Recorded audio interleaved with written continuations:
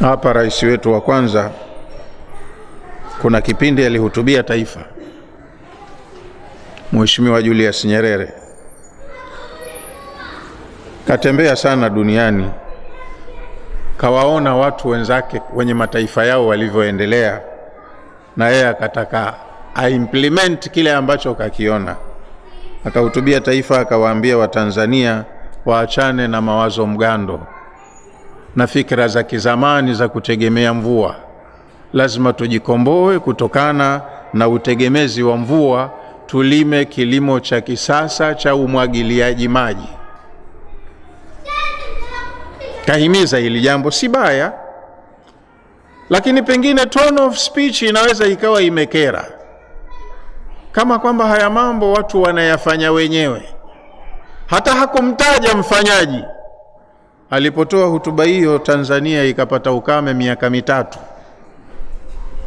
Mabwawa yakawa yanakauka, mito ikapunguza maji, visima kama ulikuwa mita 8 unapata maji, sasa ikawa visima shida, maji water table imeshuka. Yeye akaja akahutubia tena, akasema haya Watanzania, kwa imani zenu misikitini, makanisani, mahekaluni, ombeni kwa imani zenu Mungu atuletee mvua. Simlisema mjikomboe kutokana na matumizi ya mvua? Mwenye mvua akasema kumbe wenyewe wanayaweza, basi mie changu nazuia. Basi simple as ABC. Ukame, njaa, watu wanalia, watu wenye maisha yao, wenye pesa zao, wenye vyeo vyao, shida imeingia nchini. Hawajui watu mistake wapi ilianzia.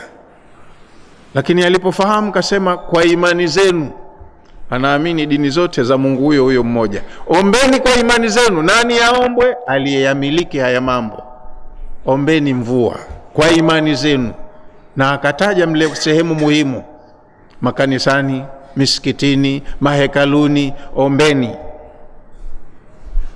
Meiona hiyo point?